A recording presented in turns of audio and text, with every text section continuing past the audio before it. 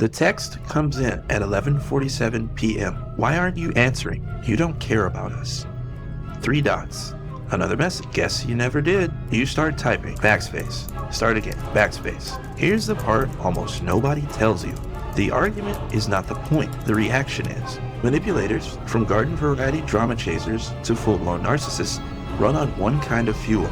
Emotional feedback. You cut that off, the engine sputters. That's why 3 quiet moves, gray rock, yellow rock, and no contact, have become the most reliable counter tactics in messy breakups, hostile offices, and high conflict co-parenting. But where did these ideas come from? Why do they work? And how do you use them without wrecking your life in the process? To see the play and beat the play, we have to start with the fuel source itself. And once you see the fuel, the tactics will finally make sense. Manipulation is a loop. They throw a line, you react, they tug, you react again. That back and forth delivers what many narcissistic personalities crave: attention, control, and emotional supply. Break the loop, and you starve for reward, and the behavior declines. In behavioral psychology, that's called extinction, when actions that aren't reinforced fade out. This is the foundation for everything that follows. What does fuel in real life? Big reactions, defensiveness, explanations that spiral, sharing, even angry silence if it's meant to. All of it says, I'm hooked, which is exactly what the other person wants to read. And this is why being overly emotional, especially in text threads, confrontations, or custody handoffs, can make you easier to steer. Emotional spikes reduce your working memory and narrow your choices. Calm language widens them. We'll use that to your advantage. Now that you see the fuel, let's build the first shutoff valve. Gray rock, the disengage button. What it is, in one sentence, you become boring on purpose. Flat voice, short replies, zero drama, until the other person loses interest or shifts targets. Think human screensaver. The term spread from survivor communities in the early 2010s, popularized by a pseudonymous essay shared through abuse recovery forums. Clinicians later described it as a harm reduction strategy, not a formal therapy, but survivors recognized it as a thing that already worked. Gray rock weaponizes extinction. Trauma-motivated people keep poking until something lights up. If nothing lights up, no raised voice, no counter-accusation, no personal detail to twist, the payoff drops. Expect an initial extinction burst, a pushier attempt to get a reaction before it cools. Here's exactly how to do it. Keep replies brief, bland, and boring. For example, noted, or I can meet at 3 p.m., or that won't work for. Avoid emotional adjectives, sarcasm, or digs. Redirect to neutral facts or logistics only. Use text and email when possible so you can edit the tone. Wait an hour if you're heated. Here are some day-to-day use cases. For the workplace provoker, they bait you on a team thread. You answer with the ticket, number, deadline, and nothing else. Or a family button pusher. Holiday table goes sideways. You respond with, I'm stepping out. We can talk schedules tomorrow. And lastly, a co-parenting handoff.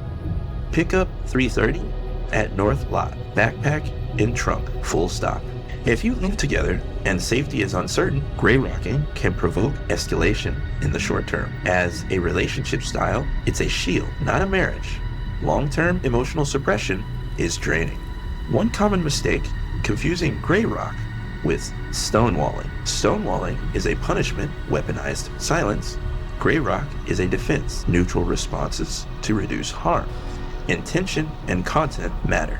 Gray rock works anywhere the other person chases drama. But when you're forced to communicate, say you share a child or a project, you'll need a version that's neutral and polite. That's where yellow rock comes in. Yellow rock, gray rock, but with a courteous, business-like tone, especially for co-parenting and legal environments. Think calm HR email. It emerged in high-conflict co-parenting spaces and family law circles as a way to keep messages admissible, civil, and child-focused while denying emotional bait. Templates usually follow a short greeting, 1 to 3 factual points about the child or logistics, and a polite sign-off. It's effective because it removes hooks. No emotions to grab. It lowers conflict and reduces misinterpretation. Useful in court records. It preserves etiquette under pressure, which signals social intelligence and de-escalates. So, here's how you do it. Hi, insert the person's name. For your child or task, I can do X on date or time. If that doesn't work, then you give an alternative, Wednesday or Thursday instead. Please confirm by whichever date makes the most sense, or specific date. And then you end with a simple thank you. Keep it under 5 sentences. Only logistics. No therapy, no history, no defending yourself, no over. Assume a judge will read it. You'll write differently and much better. Now, some day-to-day use cases beyond co-parenting. For example, a landlord or tenant dispute, document it, calm, factual communication. Customer support escalation. You deny bait, keep receipts, and get solutions. Workplace politics. You stay professional while others perform. That contrast helps you, not them. When it's not necessary, healthy relationships don't need performative politeness. Use Yellow Rock situationally, not with friends who show goodwill. Your goal is clarity, not coldness. But sometimes, the only winning move is not to play. That's when you consider the hard reset. No contact is when you sever all communication, calls, texts, email, social, in person. No peeking, no just checking, no shared playlists, full stop. It removes the manipulator's access to you and your attention. So there's zero reinforcement to chase. Without your replies, their usual tactics, love bombing, guilt trips, crisis creation, have nowhere to land. Expect hoovering attempts. I changed, or an emergency. Expect a final extinction burst, but hold the line. Now, in order to implement, here's a checklist. First, block on the phone, email, socials, filter any unknowns. Move finances, keys, and shared accounts first. Disclosure.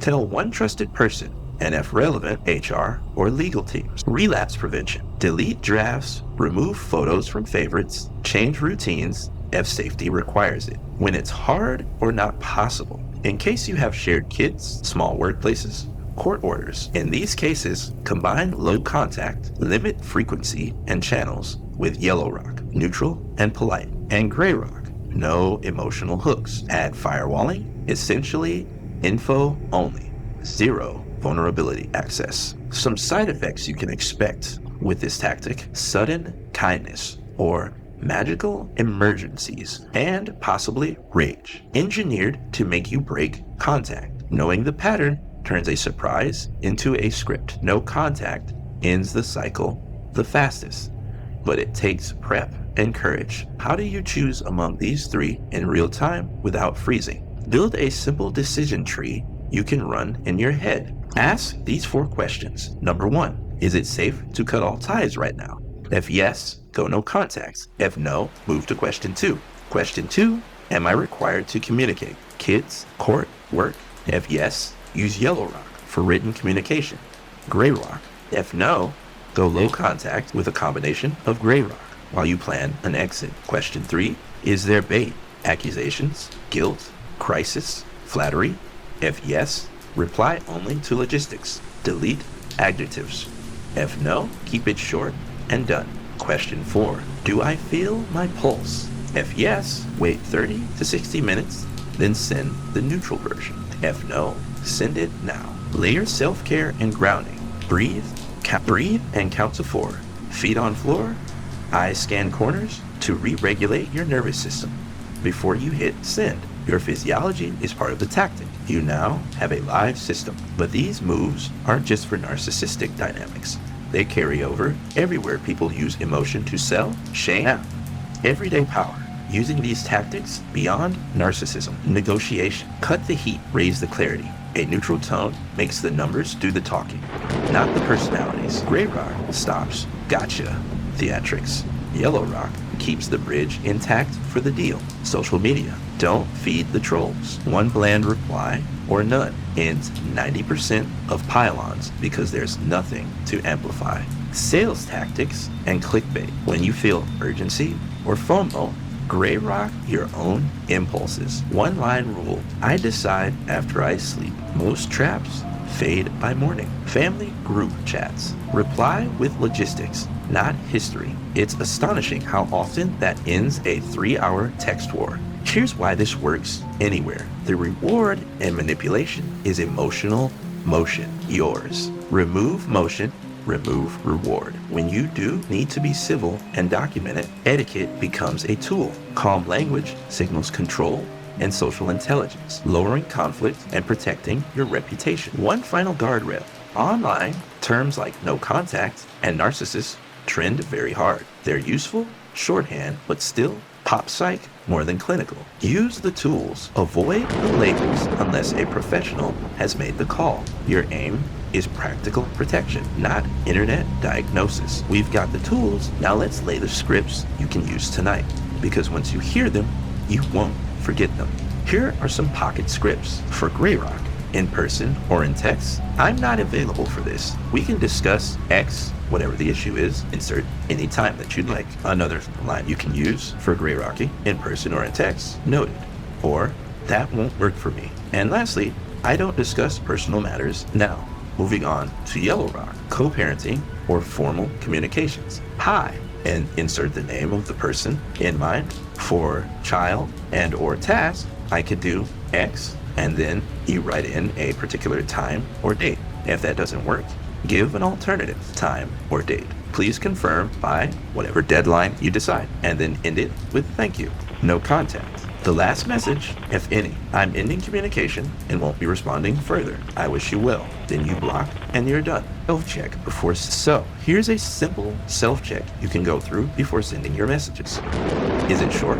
Is it factual? Is it emotionless? Would I be proud to see these in court or on a screen at work? If you slip, it happens. Don't re-argue the past. Send one neutral line to reset. I'm available to discuss logistics only. Then go quiet. Don't try to soften things, over-explain yourself, or fall for any tactic to get you to respond more emotionally. Remember, quiet or neutral is very, very loud to a manipulator. Now, we've closed the loop. The fuel, the tactic, and the script. There's just one more thing to say before we land this plane, and it's the part that keeps people free long after the messages stop. Conclusion. Your attention is the asset. You can't control the text that the manipulator or the person in question sends. You can control what gets through your filter. Use Grey Rock when someone wants your feelings. Use Yellow Rock when the court, the kids, or the company needs your facts. Use No Contact when the situation needs a clean break and a quiet mind. Neutral isn't weak. It's a higher form of strength, direction without drama. Hold that line and you take back the one thing manipulation can't survive without: your attention. Let them starve. If you enjoyed this video and would like to learn more about topics like this, including how to protect yourself from various psychological tactics and strategies used by manipulators in your daily life, like, comment, share, and subscribe to Atypical Tactics. The best offense against manipulators is a good defense. Make it rock solid.